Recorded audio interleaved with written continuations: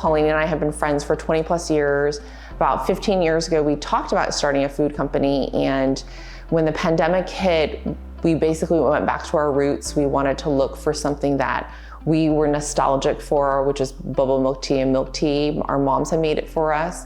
And when the shops all closed, everything shut down, Pauline started concocting in her home like plant-based milks. Her fridge, her pandemic fridge, was full of concoctions of teas and brewed teas. And she was like, I think I found a formulation that really works.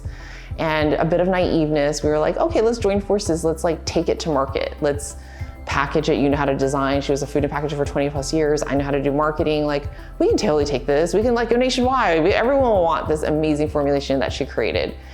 So that was sort of the beginning of our journey into doing the Twrl Milk Tea startup. That like color that were on the headgear back in the day. Hot sauce was a kind of a lucky situation. So when we first moved back to Taiwan, my partner Alex, he was really missing a lot of the sauces that he would have in the US. And so for one day, he was shopping at the wet market in Shiling, and he saw mangoes, like Taiwan mango, next to chili peppers. And he's like, oh, well, why don't I try to make something for myself? And so he made a couple batches, and it actually tasted pretty decent. So we started gifting it to friends for Christmas who were visiting from the US. And like, lo and behold, they wanted to bring more back to the States. And that's kind of how we fell into hot sauce as a product and then as a business.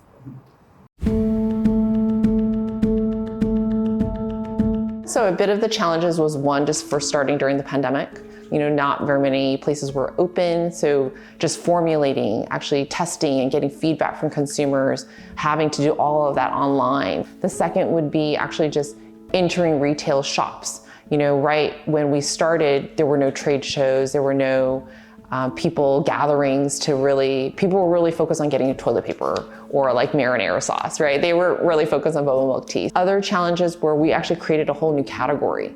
So milk tea, bubble milk tea, tea lattes is what we are. That whole category does not exist in the mainstream retail grocery stores. When we started 2.5 years ago, Nielsen's wasn't even tracking this category. We created this category, and now buyers are so excited about it. I think with every startup, at least in our sake, because it's our first business, and it's in a field that we weren't really super familiar with, we've had a pretty steep learning curve, I would say, because we're learning how to be entrepreneur, and we're learning how to do it in a new country, and we're learning how to do it with a new product.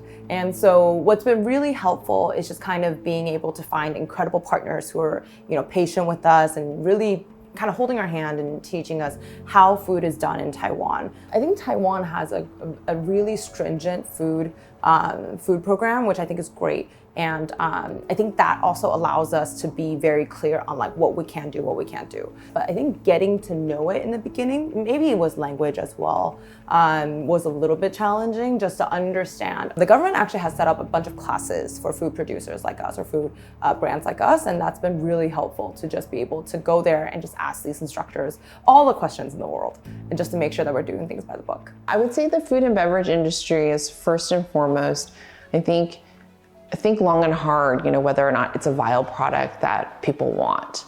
The second is to realize in a food and beverage, it's a longer game. It's many, many years. It's not as fast of an exit as a tech startup where you might just be able to have a prototype and maybe right away, sell your whole engineering team to somebody.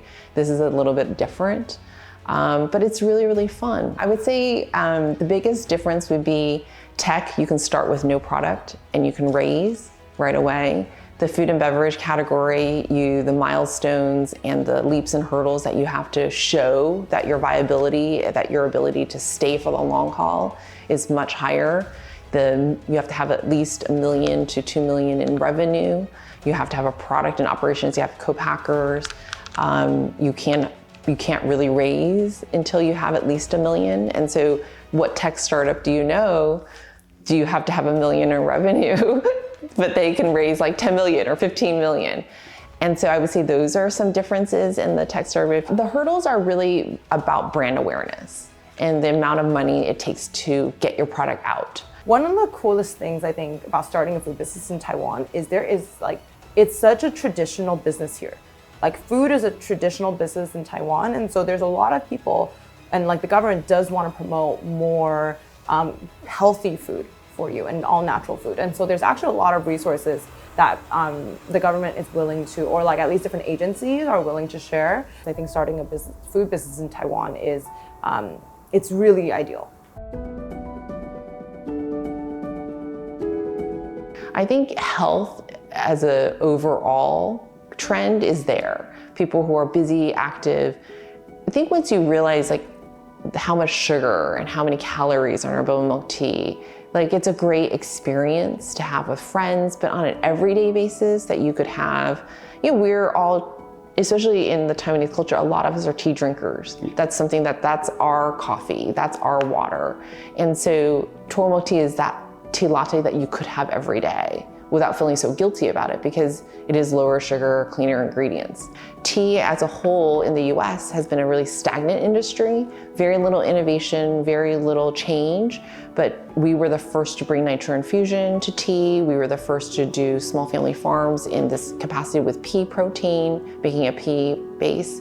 So those are things that we want to continue to kind of not upset, but change the narrative that there is so many better for you offerings that consumers and families and parents can have. So with Empress, I think we've always considered it to be a platform to be able to share Taiwanese ingredients with the world. And so with all of our hot sauces, we source locally, we manufacture locally, and the goal is to actually export this internationally. And so right now we're exporting to the States, Canada, Australia, Singapore as well. So from conception to the production of a sauce, we actually get inspired by a lot of global flavors as well as flavors that we discovered in Taiwan. For pineapple miso, for example, we were actually inspired by an al pastor taco that we had in Mexico City. So we wanted to sort of pay homage to both Taiwan and Mexico when we made this kind of hot sauce. And we realized, well, we can't put pork in a bottle. So what's that kind of umami? Where is it going to come from? And then we scoured Taiwan and we found a really good local miso that provided that sort of savoriness, that saltiness, that umami base level that really helped elevate the sauce. So our pineapple miso, inspired by Mexico, using 100% Taiwanese ingredients to make a sauce that's the bestseller for us in Taiwan, as well as the bestseller in the States, which is, think of a global sauce. So our pineapples are sourced from Taiwan, our mangoes, our passion fruit juice, our hibiscus, our dragon fruit, everything that's in the sauce, especially our macao, all sourced from Taiwan. And then we have our passion fruit mustard, which is a unique blend of passion fruits, mustards, and Jamaican jerk spices, which makes the entire world kind of like sit in one bottle. So macao itself as a ingredient is very unique. We really haven't been able to find it as prominently displayed anywhere else in the world.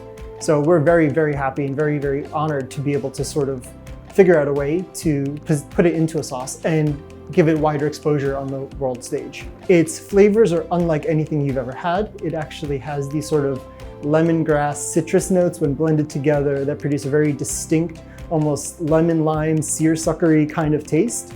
But it is so unique, so wonderful that story that we get to tell about how it's wild harvested by indigenous tribes. And then we get to source it from them, get to tell their story, get to see how they've been using it, and then we get to use it in a different way to tell a different story and allow the entire world to discover a truly unique ingredient that Taiwan offers.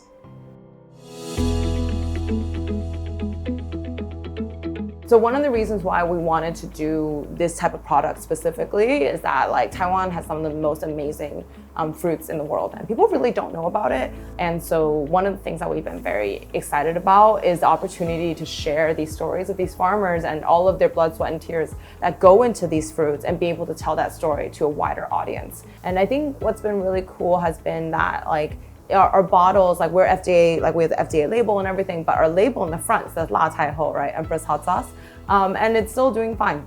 And so I think there's always been this hesitation to be like, oh, it's a very Taiwanese, like Chinese character product, will it do okay? It's been doing fine in the States and that's been really great to see. I'm really proud that we can actually showcase Taiwan in a different way. One with our Taiwan style black, just having Taiwan on the billboards of Times Square. We actually just did one where we showcased our tea lineup and we did a video. So just being able to have fun things to have Taiwan show in its own way. Overall, I think Pauline and I would love to encourage more and more entrepreneurs to think about ways that they can tie in their heritage and their own personal backgrounds to create products that are better and really delicious for others to have as well.